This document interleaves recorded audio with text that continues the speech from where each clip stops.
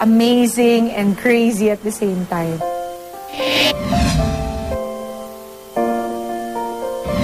October 1, 2011, nang ikasal si Pia Guanyo at Steve Mago sa isang pribado at intimate Christian wedding.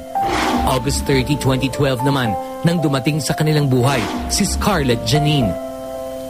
At nitong nakaraang October 22, nagpa siyang mag-renew ng vows ang mag-asawa kasabay ng dedication ng kanilang supling. Bakit di ba 1 year pa lang naman kayo nakakasal? What happened kasi last year was a very private ceremony na parang only talagang immediate family and a few close relatives were invited.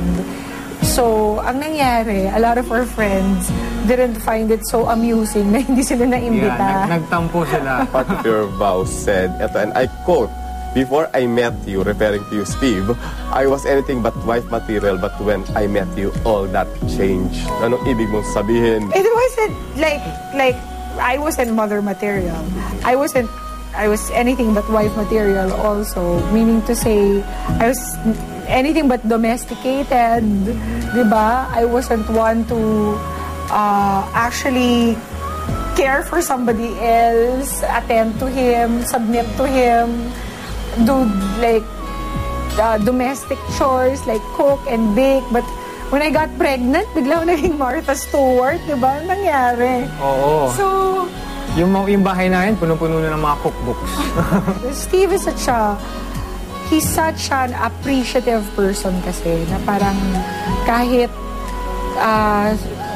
sunog yata yung ihanda ko sa kanya, sasabihin niya masarap eh. Pero buti na lang masarap. Oh, diba? Masarap, wala pa naman nasusunog eh. How do you rate Mrs. Mago as a mother? From 1 to 10, 10 the highest, 10. Talaga? Bakit? Talaga?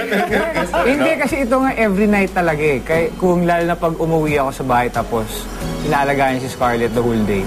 So pag nakikita ko yun, parang talagang sinasabi ko kay Pia na you're really a great mom. Paano na-imagine mo sarili mo na itong buhay mo? Super not, Butch. Like I always used to say na I would be content with just having my dogs. Okay. But once in fact, even when she was in my tummy, don't show this na to Scarlett, I would always parang sometimes doubt if I was really going to like having a baby. But you won't believe it. It's talagang a miracle from God. Pinag-usapan niyo ba yung pagbabalik showbiz ni Pia? That was always in the works. Yeah. Parang hindi na kailangan ipagpaalam. Yeah. Oo. That was understood naman. It was just a matter of when. Kung kailan na ako komportable to go back to work. Na-briefing mo na ba si Mr. Mago about yung mga intriga? He doesn't get affected. I think when you're not in the industry, you won't care. Ako wala eh. Wala talaga. Wala eh. I really don't care. Ngayong darating na Lunes, November 12, Balik Eat Bulaga at 24 oras na si Pia. Mga Dabarkads, welcome back nyo naman ako by watching on Monday. I can't wait to be back para makapiling kayo muli. Maraming salamat sa paghihintay sa akin. Also to all our kapusos, mga kapuso natin. Manood po kayo ng 24 oras sa Monday. Well, Scarlett, you're such a blessing to us, to our lives, to the lives of our family members, Scarlett. You'll never know how happy they are that you came into this world and how happy you have made me and your dad. You have totally transformed us into much better people, Scarlett. Thanks for that.